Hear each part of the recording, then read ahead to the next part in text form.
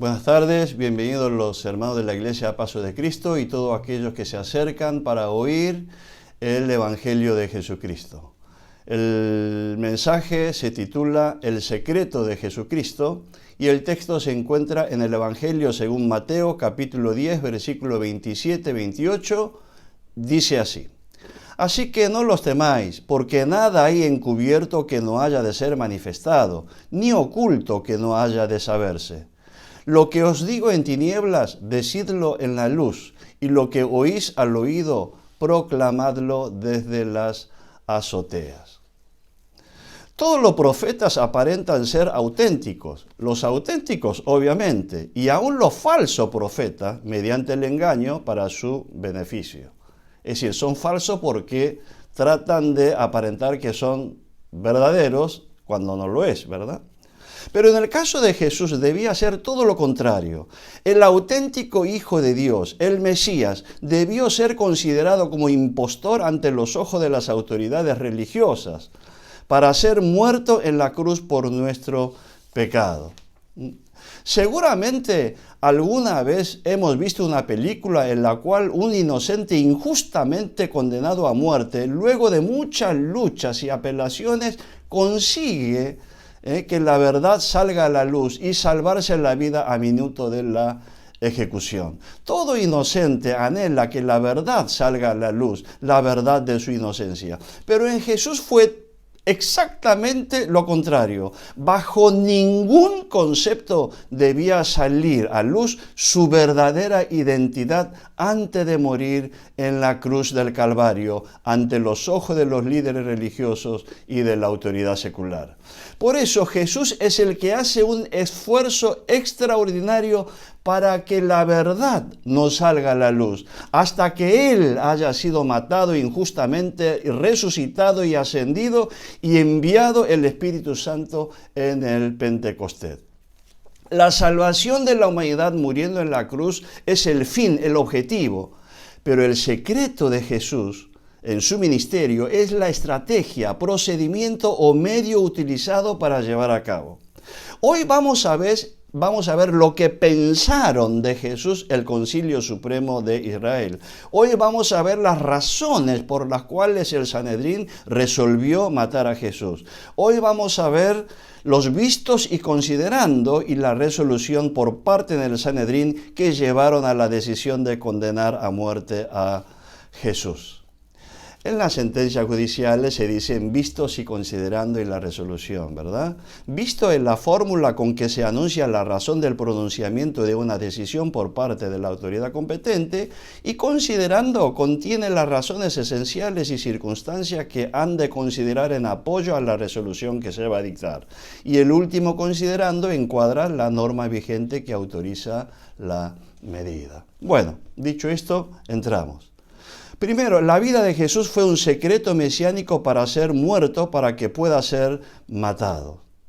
El concilio recogió toda información sobre Jesús y dijeron: estos son los elementos para juzgar a Jesús si Él es el Mesías como pretende ser o es sencillamente un impostor. Vayamos a los hechos. Razonemos objetivamente, sin prejuzgamiento, desde el comienzo, dicen los líderes religiosos. Primero, Jesús es hijo de José y María. Ahí en Juan 6:42, y decían: ¿no es este el hijo de José, cuyo padre y madre nosotros conocemos? ¿Cómo pues este dice: del cielo he descendido?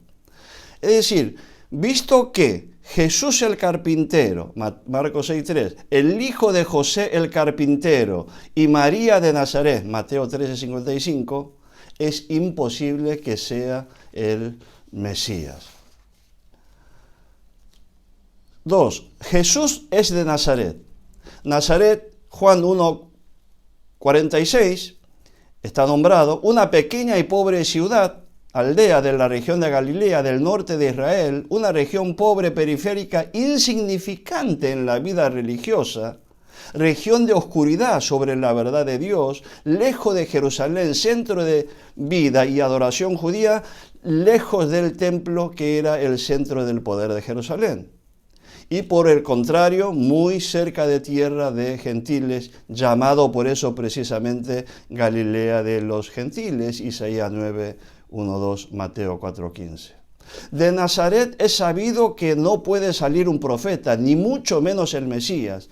Esto era de público conocimiento, aún de su propio discípulo. Uno dijo, de Nazaret puede salir algo de bueno.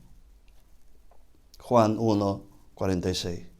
Y no solo de la ciudad de Nazaret de Galilea, sino en toda la región de Galilea jamás se levantó un profeta, ni estaba profetizado que se levantaría profeta, y mucho menos el tan anhelado Mesías.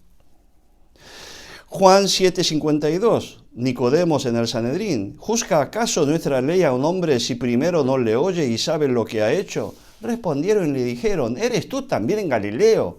Escudriña la Escritura y ve que que de Galilea nunca se ha levantado profeta. Visto que Jesús es nazareno, Jesús de Nazaret, si nació en Nazaret es seguro que no es el Mesías, porque está escrito que el Mesías nacería en Belén. Miqueas 5:2. Pero tú, Belén, Éfrata, pequeña para estar entre la familia de Judá, de ti me saldrá el que será Señor en Israel, y sus salidas son desde el principio, desde los días de la eternidad. 3. Los supuestos anuncios sobre el nacimiento de Jesús es absurdo. Los Sanedrín teólogos se preguntaban, ¿y le fue avisado de su nacimiento a alguien? Y ellos responden mutuamente, sí, y eso es lo extraño, es que no encaja para nada. Hace 30 y pico de años dice que vinieron 3 magos de Oriente diciendo que había nacido el rey de los judíos y que ha venido hasta aquí guiado por una estrella.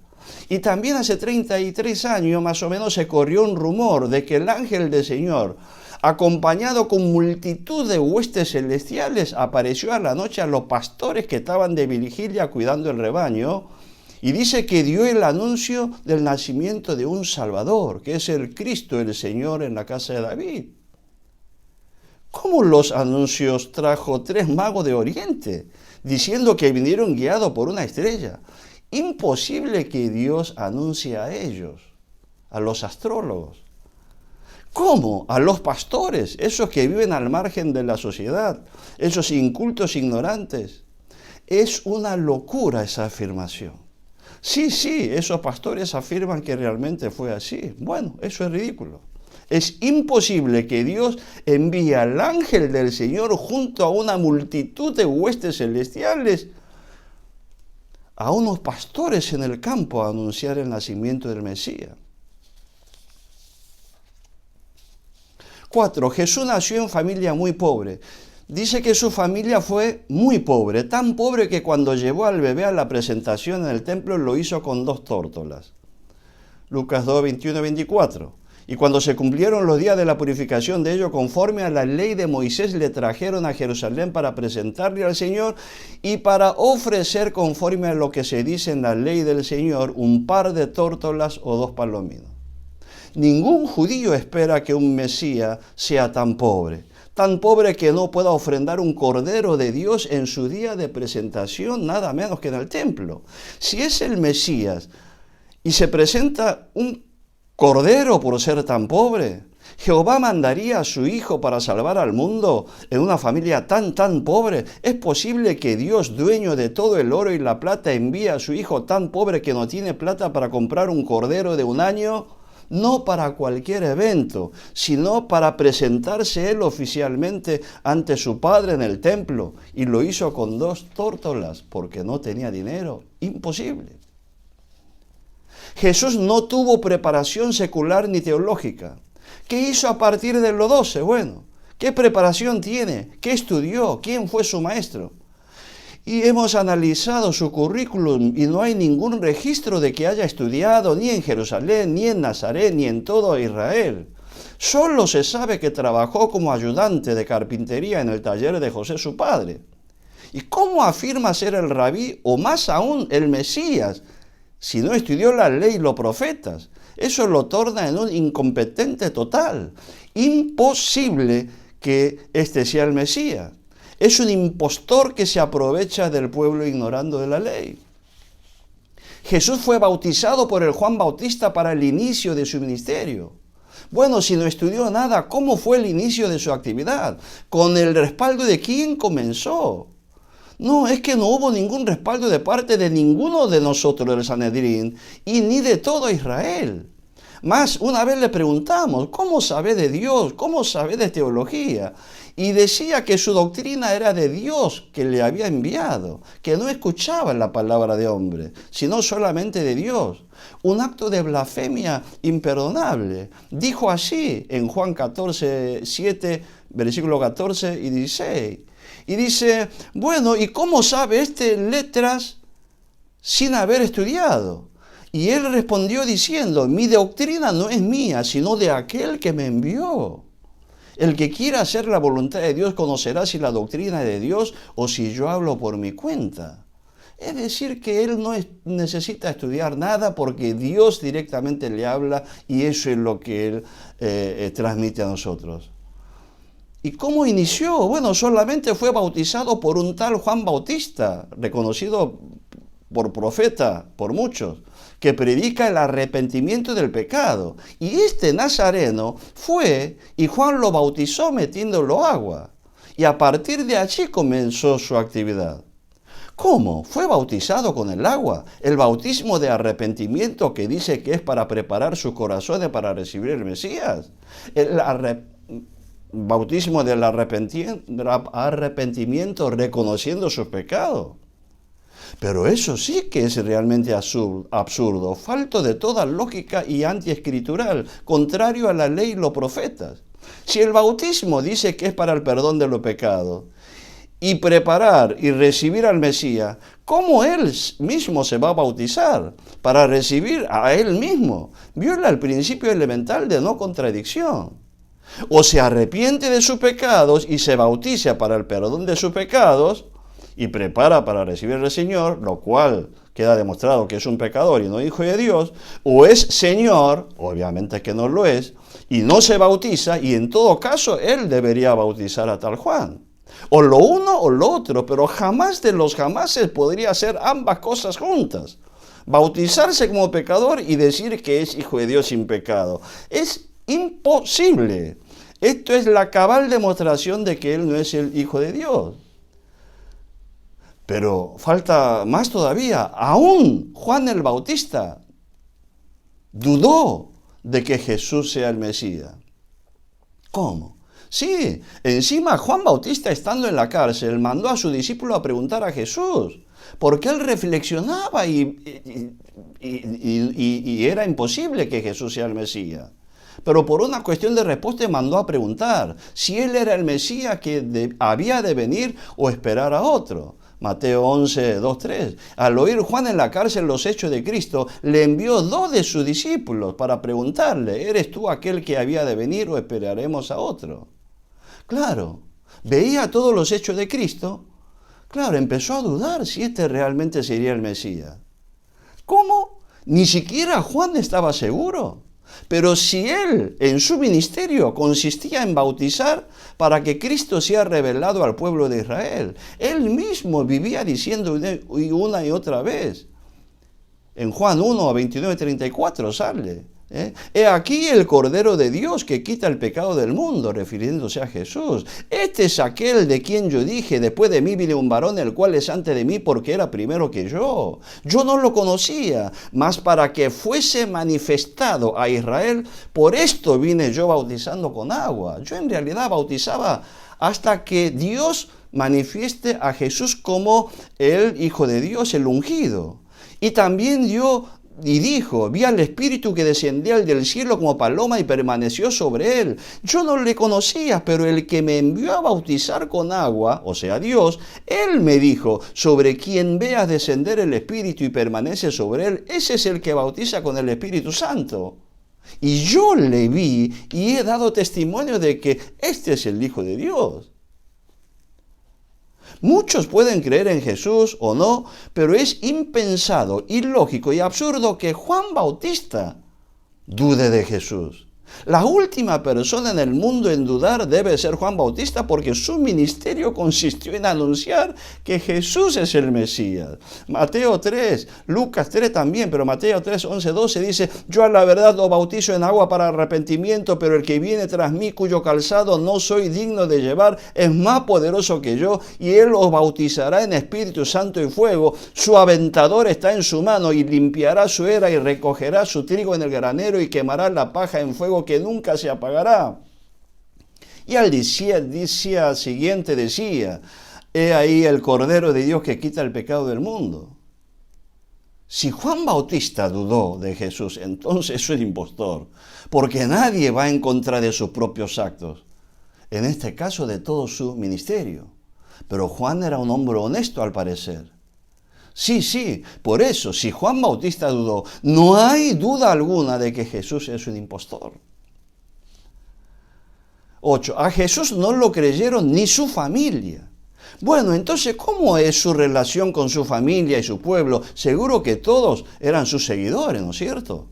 No, precisamente ese es un asunto muy extraño. Ni su madre ni sus hermanos le creían. No es solo eso. Creían que se había vuelto loco. Y se comentan en el pueblo que su familia está muy preocupado por él y temen en su familia por su futuro, ya que anda con un grupo que dice ser su discípulo y confrontan a las autoridades. Por supuesto que nadie del pueblo le creyó. También dice que en realidad este complejo de Mesías viene desde hace 20 años. El complejo del Mesías es aquel que, no siendo el Mesías, cree que es el Mesías, ¿verdad? Y hay varios ejemplos. Este complejo del Mesías comenzó más o menos a los 20 años atrás. En Lucas capítulo 2, 41 al 51, estuvo 3 días dialogando con los sacerdotes. No sé si algunos de ustedes recuerdan, hace 20 años atrás más o menos. Pues sus padres habían ido a su casa y como no encontró a su hijo, volvió al templo. ¿Y con qué se encontró? Cuando le vieron, se sorprendieron, y le dijo a su madre. Y acontecido que 3 días después le hallaron en el templo, sentado en medio de los doctores de la ley, oyéndoles y preguntándoles. Y todos los que le oían se maravillaban de su inteligencia y de sus respuestas. Eso dice su propio discípulo. Cuando le vieron se sorprendieron y le dijo su madre: hijo, ¿por qué no nos ha hecho así? He aquí tu padre y yo te hemos buscado con angustia. ¿Y saben lo que dijo Jesús cuando tenía apenas 12, 13 años? Entonces él le dijo: ¿por qué me buscabais? ¿No sabéis que en los negocios de mi padre me es necesario estar? Luego de este incidente y al volver a Nazaret, Jesús estuvo sujeto a la autoridad de sus padres, y muerto José, su padre, Jesús siguió trabajando en carpintería, pero al cumplir los 33 años dejó la casa a cargo de sus hermanos menores y la madre para dedicarse, según él, al tema de Dios. Pero lejos de desaparecer ese complejo de Mesías, se fue agravando la situación y ya ejerciendo el ministerio no lo reconoció ni a su madre ni a sus hermanos, que preocupados por su integridad física habían ido a buscar para traerlo y recapacitarlo. Tenemos el incidente con su familia, que creyeron estar loco. Marcos 3, 20, 21, eso lo dicen sus propios discípulos. Y se agolpó de nuevo la gente, de modo que ellos ni aún podían comer pan. Cuando lo oyeron los suyos, vinieron para prenderle, porque decían: está fuera de sí. En Dios habla hoy, dice así: cuando su familia supieron de Jesús, fueron a llevárselo, pues decían que se había vuelto loco. También hubo otro incidente de la negación de su madre y de sus hermanos. Cuando lo supieron, los parientes de Jesús fueron a llevárselo, pues decían que se había vuelto locos. Y después sus hermanos y su madre, quedándose afuera, vinieron a llamarle. Y la gente que estaba sentada alrededor de él le dijo: tu madre y tus hermanos están afuera y te buscan. Y él le respondió diciendo: ¿quién es mi madre y mis hermanos? Y mirando a los que estaban sentados alrededor, dijo: he aquí mi madre y mis hermanos, porque todo aquel que hace la voluntad de Dios, ese es mi hermano, mi hermana y mi padre. Incidente de la negación implícita a su propia madre. Eso no fue todo. El complejo de Mesías se fue apoderándose de él, ya que un tiempo después volvió a negar implícitamente a su madre. Uno dijo a Jesús, mientras él decía estas cosas, una mujer de entre la multitud levantó la voz y le dijo: bienaventurado el vientre que te trajo y los senos que mamaste. Debería haber agradecido, pero ¿qué dijo? Y él dijo: antes bienaventurado los que oyen la palabra de Dios y la guardan. Lucas 11, 27, 28. El incidente que se manifiesta la incredulidad por parte de los hermanos de Jesús, y lo dice propio discípulo de él, Juan. Estaba cerca de los judíos, de la fiesta de los judíos, Juan 7, 2, 5, de la fiesta de los tabernáculos, y le dijeron sus hermanos: sal de aquí, vete a Judea para que también tus discípulos vean las obras que haces. Parece como que creen en él, ¿verdad? Pero sigamos. Porque ninguno que procura darse a conocer, hace algo en secreto. Si estas cosas haces, manifiéstate al mundo. Porque ni aun sus hermanos creían en él. Ni sus propios hermanos creyeron. Jesús, 8. Jesús no era creído ni en su pueblo. Bueno, si no era creído por su madre, su familia, ¿cómo andaba en el pueblo? Seguro que todos habrán sido sus seguidores. Bueno, precisamente ese es un asunto muy extraño. En su lugar de nacimiento y crecimiento lo quisieron matar desde el primer mensaje que dio en la sinagoga. Y está escrito, Lucas 4, 16 a 30.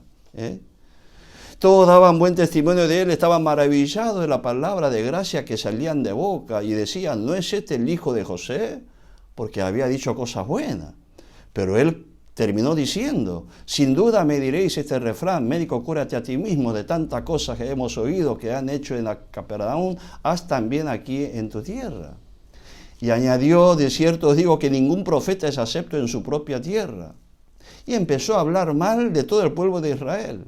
En verdad os digo que muchas viudas había en Israel en los días de Elías, cuando el cielo fue cerrado por 3 años y 6 meses, y hubo una gran hambre en toda la tierra, pero a ninguna de ellas fue enviado a ella, sino a mujer de viuda en Sarepta en Sidón. Y muchos leprosos había en Israel en tiempo del profeta Eliseo, pero ninguno de ellos fue limpiado, sino Naamán el sirio. Al oír estas cosas, todos en la sinagoga se llenaron de ira y levantándose le echaron fuera de la ciudad y le llevaron hasta la cumbre del monte sobre el cual estaba edificada la ciudad de ellos para despeñarle. Jesús nunca fue aceptado ni como el Mesías ni como el rey de los judíos, justamente porque lo conocían bien desde chico. Y él decía que no hay profeta en su propia tierra. Un disparate. Dicen sus propios discípulos que en su pueblo no pudo hacer milagros. Marcos 6, 1 a 6. Jesús es irrespetuoso de la ley, comilón y bebedor de vino, amigo de pecadores. Si realmente conocía la ley y los profetas, cumplía la ley, o por lo menos enseñaba a la gente que cumpla la ley correctamente. Ese es otro problema, es un mayor problema. Jesús no solo hace caso omiso a la ley, sino que además incita públicamente a quebrantar la ley con argumentos estrafalarios. Andaba en malas juntas, afirmaba ser el Mesías, pero andaba en malas juntas, siempre estaba con los publicanos, pecadores, prostitutas, y encima los elogiaban, y lo que más le gustaba era comer y beber con ellos. ¿Qué tipo de Mesías es el que viola la ley? En la ley de Moisés dice claramente, lo vamos a leer todo en Deuteronomio 21, 18 al 21, cuando el hijo desobedece y solo le gusta comer y beber, hay que matarlo. Nuestro hijo es contumaz y rebelde, no obedece a nuestra voz, es glotón y borracho. Entonces todos los hombres de su ciudad lo apedrearán y morirá, y así quitarás el mal de en medio de ti, y todo Israel oirá y temerá. Y Jesús mismo aceptó, reconoció que a él lo tenía en esa consideración. Mateo 11:19, lo dice él. Vino el Hijo del Hombre que come y bebe, y dice aquí el hombre comilón y bebedor de vino, amigo de publicanos y de pecadores, pero la sabiduría es justificada por sus hijos. Tanto le gustaba comer y beber que a sus discípulos les enseñaba que coma y beba de todo lo que ofrece. Lucas 18, en cualquier ciudad donde entréis y os reciban, comed lo que os ponga delante, no, sin hacer ninguna distinción.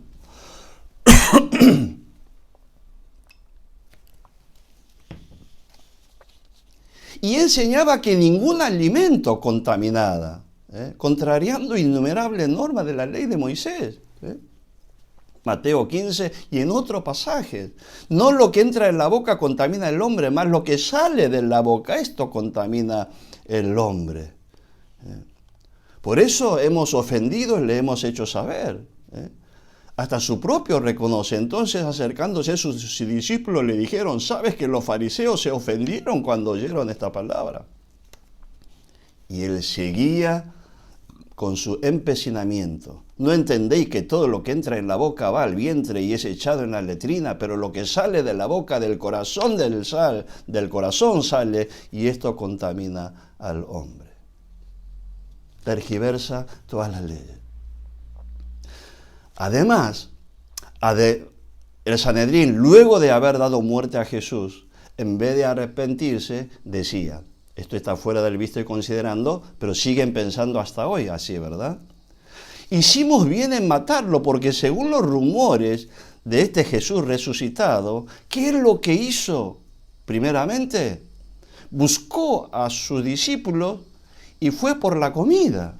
Lucas 24:41. Y como todavía ellos de gozo no lo podían creer y estaban maravillados, Jesús le dijo, ¿tenéis aquí algo de comer? Entonces le dieron parte de un pez asado y un panal de miel, y él lo tomó y comió delante de ellos. Primer acto luego de haber sido resucitado, contado por su propio discípulo. También dice que luego de haber sido resucitado, en Galilea, y al ver a los discípulos pescando, preguntó por la comida, y ante la negativa Jesús mismo preparó el fuego, las brasas, y cocinó pescado a las brasas y convidó a ellos. Dice así, escrito por los discípulos de ellos. Juan 21, 12, 5 y 12. Y les dijo, hijitos, ¿tenéis algo de comer? Y ellos pescando le respondieron no. Él le dijo, echad la red a la derecha de la barca y hallaréis. Entonces la echaron y ya no la podían sacar por la gran cantidad de peces.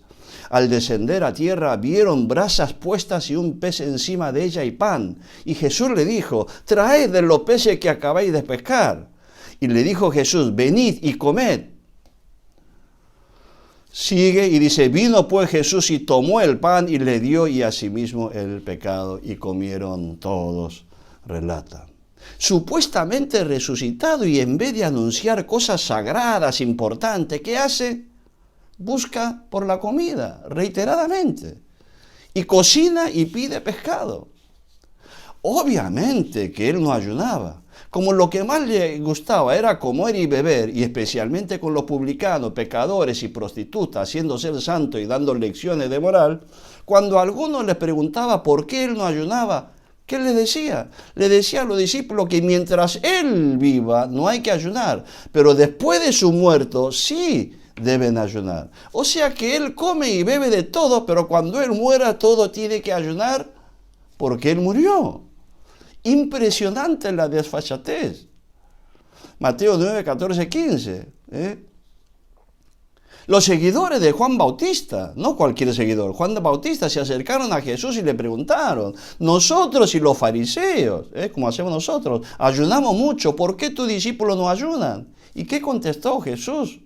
Jesús le contestó, ¿acaso pueden estar tristes los invitados a una boda mientras el novio está con ellos? Pero llegará, haciéndose entender que él es el novio, pero llegará el momento en que se lleven al novio, entonces sí ayunarán.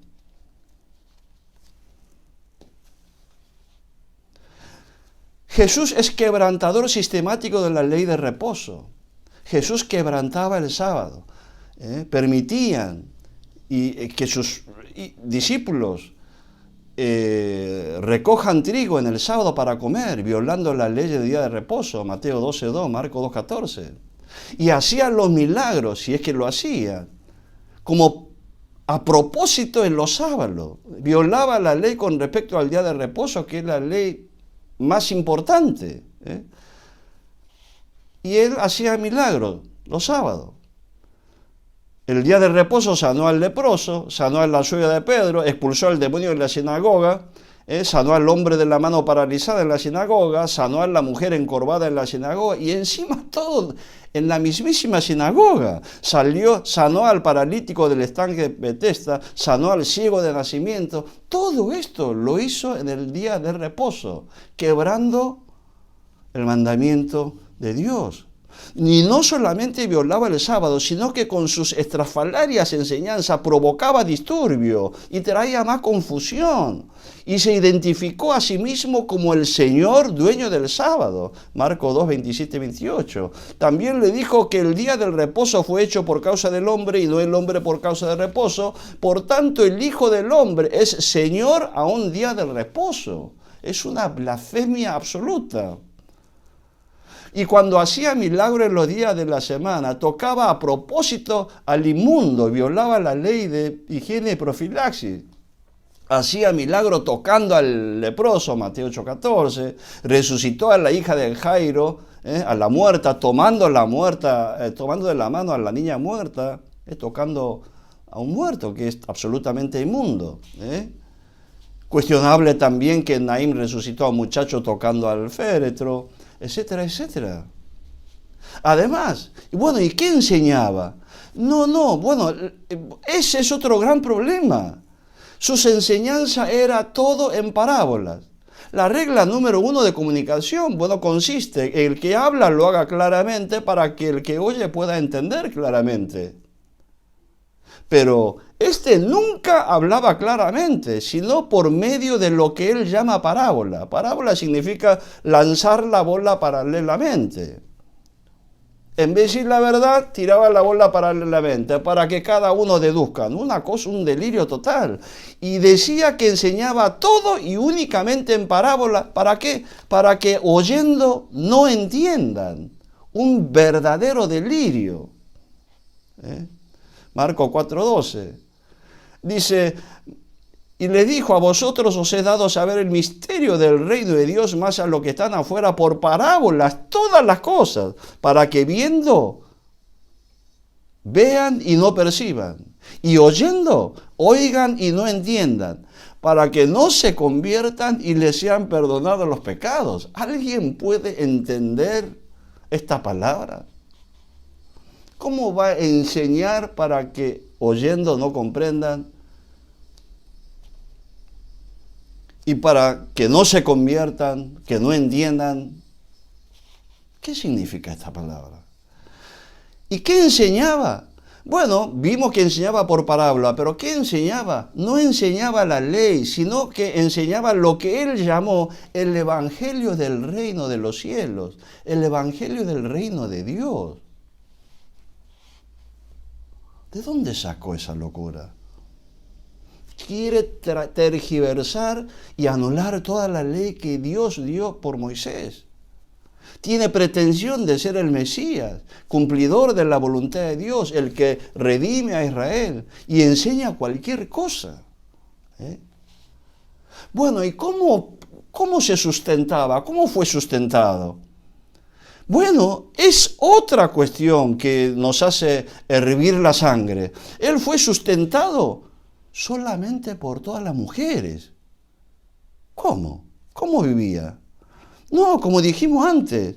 Él comía de todo y no recibía no rehusaba ninguna invitación para comer. E iban los 13 encima, Y este hombre jamás tuvo el respaldo teológico y de ayuda para el sostenimiento de la misión por ninguna institución reconocida por nosotros, ni de ningún varón de Dios. De hecho, Jesús y su ministerio era sustentado por mujeres, y lo dice su propio discípulo, Lucas 8:1-3. Aconteció después que Jesús iba por todas las ciudades y aldeas predicando y anunciando el evangelio del reino de Dios Dios, ¿ves? No enseña la ley, Evangelio de Dios, y los 12 con él, y algunas mujeres que habían sido sanadas de espíritus malos y de enfermedades, María que se llamaba Magdalena, de la que habían salido 7 demonios, Juana, mujer de Chuza, intendente de Herodes, y Susana, y otras muchas que le servían de sus bienes. Todas mujeres que antes estaban enfermas y dice que habían sido sanadas. Otro que trabaja en la esposa del intendente de Herodes. Es decir, toda gente. Nunca faltaron engañadores de mujeres. Debemos matarlo. Jesús tenía discípulos compuestos de 11 ignorantes y cobardes. 11 cobardes, sí, todos lo abandonaron. Huyeron todos. Cuando el condenado llevaba la cruz, ningún discípulo le seguía, y como no había ninguno que podía cargar la cruz, ayudar por lo menos en su dolor a su maestro, tuvieron que agarrar a un cireneo llamado Simón para que cargue la cruz de Jesús. Se habían escapado todos. Pero ustedes dicen 11, y el otro que quedó no era valiente. No, ese era peor, ese fue el que entregó por 30 piezas de plata, Judas Iscariotes, ustedes lo saben. Increíble. Todo gentuza del montón, traidores, no tiene dignidad, no saben lo que es la lealtad.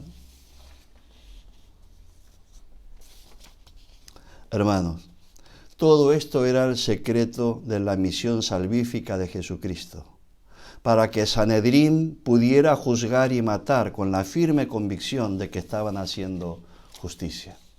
Vayamos a vistos y considerando en la resolución. Visto que Jesús es hijo de la unión de José y María y nació en Nazaret, hecho que descalifica toda pretensión de ser el Mesías, pero afirman que su anuncio de nacimiento lo hizo el ángel, acompañado por multitudes de huestes celestiales a los pastores que velaban y guardaban la vigilia de la noche sobre el rebaño, cosa absolutamente improbable y delirante. Visto también que la familia era de extrema pobreza, puesto en evidencia en su presentación al templo, al ofrendar 2 palominos. Visto y probado que Jesús no tuvo preparación alguna, ni en letras ni en la ley de Moisés, y que solo fue aprendiz y luego carpintero. Hechos estos que descalifican para ser simple maestro y mucho menos pretender ser el Mesías. Visto y probado también que Jesús fue bautizado por el Juan Bautista, el bautismo de arrepentimiento, hecho que demuestra que ser pecador, y que su incondicional Juan Bautista en sus días finales se desdijo de su propia enseñanza dudando de Jesús. Visto y probado también que ni su familia, madre y los hermanos creyeron en él, sumado el hecho de que tampoco en su pueblo creyeron en él como el Mesías. Y visto y probado que además Jesús es irrespetuoso de la ley de Moisés, trae confusión al pueblo, es comilón y bebedor de vino, trayendo malos morales, acto de inmoralidad, quebrantador sistemático de la importantísima ley del día de reposo, incitando a la desobediencia. Visto y probado también que sus enseñanzas no consistían en la ley de Moisés, la escritura, la ley, los profetas y los escritos y los salmos, sino lo que él llamó el evangelio del reino, y enseñaba solo por parábola para que nadie entienda y se arrepientan. Visto y probado también que jamás puso un denario de su bolsillo a su ministerio, sino que fue sostenido él y los 12 discípulos por ofrenda de las mujeres, discípulos de los cuales uno era traidor y otro le negó 3 veces, y los restantes 9 cobardes que huyeron en el momento de necesidad de su maestro. Y considerando que Jesús es un impostor del Mesías, blasfemo, y no solo constituye un verdadero peligro a la moral del pueblo, incitando a la desobediencia a la ley de Dios, sino también a la desobediencia a las autoridades de Roma, incitando a la insurrección y rebelión, con posibles gravísimas y nefastas consecuencias para nuestra nación. Y considerando que la pena corresponde a estos casos por la ley de Moisés en la muerte, conforme a Éxodo 35:2, Deuteronomio 18:18 y concordantes, el Santo Concilio, el Sanedrín reunido en pleno, resuelve por unanimidad condenar a muerte a Jesús, entregando al gobernador Pilato para su juicio y ejecución en la cruz. Conclusión. El ministerio de Jesús fue una verdadera ingeniería salvífica, un entramado absolutamente perfecto para poder llevar a cabo la misión de Jesucristo en el mundo, morir en la cruz del Calvario para cargar los pecados de la humanidad y resucitar de entre los muertos para justificar a todo aquel que en él cree, Romanos 4:25. Para que esa misión salvífica de la humanidad se lleve a cabo en su totalidad, fue absolutamente necesario que los secretos de la misión de Jesús fueran bien guardadas. ¿Hasta cuándo? Eternamente no. Hasta el Pentecostés. El sufrimiento y la muerte de la cruz de Jesús era una condición sine qua non, es decir, la condición que necesariamente ha de cumplirse para lograr la salvación de la humanidad. Pero ¿cómo hacerlo? ¿Cómo ser santo y sin embargo ser considerado profano? ¿Cómo decir la verdad siempre y ser considerado como mentiroso? ¿Cómo siendo la palabra encarnada y hablar palabra de Dios y ser considerado blasfemo? ¿Cómo sanar personas y ser considerado un violador de la ley? ¿Cómo salvar vida y resucitar personas y ser considerado ser un peligro para la sociedad? ¿Cómo siendo el Cristo morir por un impostor? ¿Cómo hacer para que haciendo el bien siempre y nunca pecar, lo maten en la cruz como el peor delincuente, el peor pecador? Piensen, pongan en lugar de Jesús. Era una misión casi imposible. Una tarea extremadamente compleja y difícil. Piensen, ¿cómo haciendo todo bien siempre lo tiene que matar como el peor delincuente? Pero ese es el secreto del ministerio de Jesucristo. Pero toda la verdad saldrá a la luz en el Kairos, en el tiempo perfecto de Dios. Y es el texto que leemos hoy. Mateo 10, versículo 27 y 28, le voy a leer en Nueva Traducción Viviente. Así que no tengan miedo de aquellos que lo amenazan, pues llegará el tiempo en que todo lo que está encubierto será revelado, y todos los secretos se dará a conocer a todos. Lo que ahora les digo en la oscuridad, grítenlo por todas partes cuando llegue el amanecer. Lo que les susurro al oído, grítenlo desde las azoteas para que todos lo escuchen. Evidentemente, para que Jesús muera, debía estar encubierto, ¿verdad? Lucas 19:42. Oh, Jerusalén, si tú también conociese, a lo menos en este tu día, lo que es para tu paz, mas ahora está encubierto de tus ojos. Hermano, qué inmenso amor, fidelidad y sacrificio de Jesús, que voluntariamente llevó a cabo esta misión para salvar a nosotros. Que Dios nos salve es una bendición, pero salvar de la manera como nos salvó, habla de la personalidad de Jesús. Habla de su amor infinito, su perseverancia en su humildad, por la cual padeció por nosotros. Hizo un sacrificio para poder morir en la cruz y así cumplir su misión. Jesús hizo todo a la perfección. Démosle las gracias a Jesús. Demos la gloria a Dios. Oremos. Dios Padre, te damos gracias por tu amor hacia nosotros. Oh, profundidad de la riqueza de la sabiduría y de la ciencia de Dios. Cuán insondables son tus juicios e inescrutables sus caminos. Porque ¿quién entendió la mente del Señor? ¿O quién fue su consejero? ¿O quién le dio a él primero para que le fuese recompensado? Porque de él y por él y para él son todas las cosas. A él sea la gloria por siglo de los siglos. Amén. Oh Jesucristo, el testigo fiel, el primogénito de los muertos y el soberano de los reyes de la tierra, al que nos amó y nos lavó de nuestros pecados con su sangre y nos hizo reyes y sacerdotes para Dios, su Padre. A él sea gloria e imperio por los siglos de los siglos. Amén.